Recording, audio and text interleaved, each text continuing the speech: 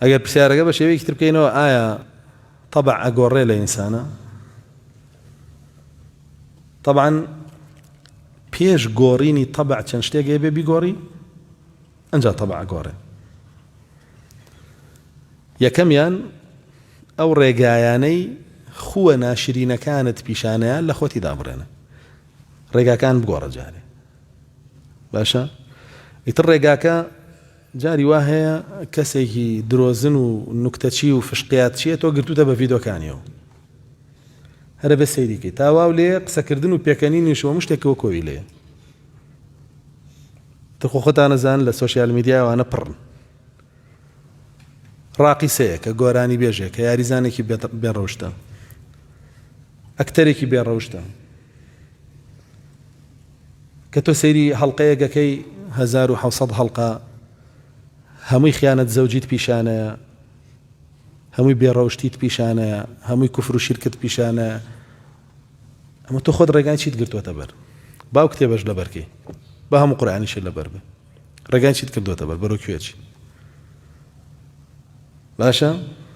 و یەکەم خوتوە بێ و ڕێگایانە بگۆڕی کە ڕەوشتە ناشرینەکان لە سەریەتی لە ناوی ئاەتی بە هەموو شێوەیە ئەو ڕێگانە لە خۆت دابخەی، بەعکسەوە ڕوو بکەیتە ڕێگا باشەکەن.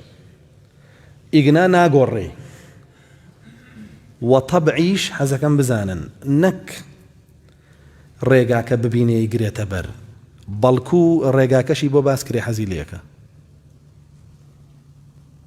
ئەوە هەر لە قەدیمەوە زانایانی ئیسلام عەبدوڵای کوڕی مبارەک وەکیعی کوڕی جەراح قسەیان کردووە لەسەرەوە، ئەو گەورە تابعی تابعیانە.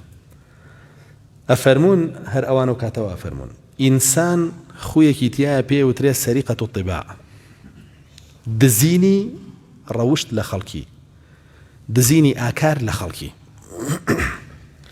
ئەڵێ خۆ چەندێ ڕەوش جوان بی کە چواردەورەکەت ڕەوشتی ناشرینیان بە دیارتەوە نوان، سەرەتا ئینکاریەکەی ئەڵێ ڕەوشتە ناشرینە باشە، دوای ئینکاریەکەت دابەزێ کەمە بێتەوە،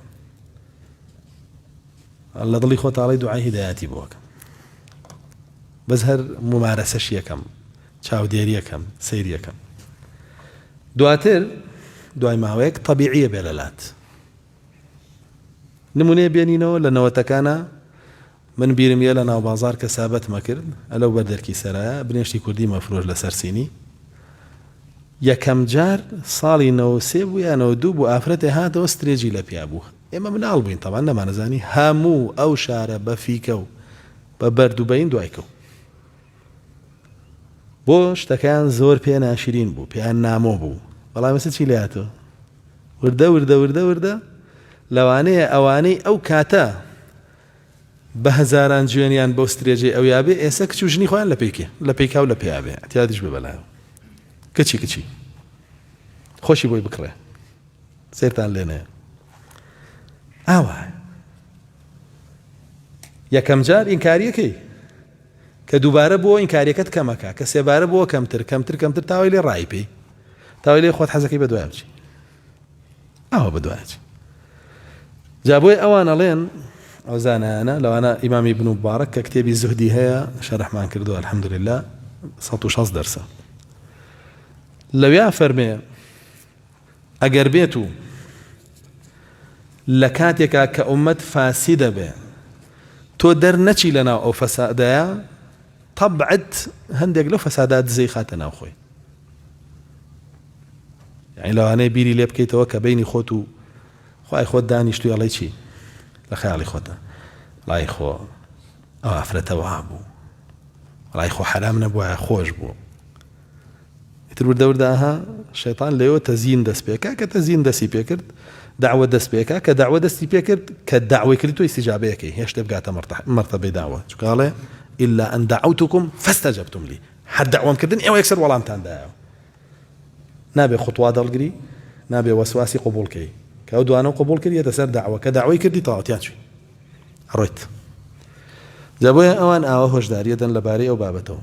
بۆیە یەکەمین شت کە تۆ بتەوێت طەبع بگۆڕی لە طەبعێکی بڵین هاوارکەر و دەم بە بۆڵە و تووڕە بووە لە طبعێکەوە کە حەزە بە بەدڕەوشتی و زینا و فاحیشە و فەسادیە لە طبعێکەوە حەزە بە ژنێ و فرۆشی و سوکایەتی و بابەتانەیە ئەبێ چی بکەی ئەو ڕێگانە لە خۆ داخی کە بەرەوە دەبە هەمە یەکەم جار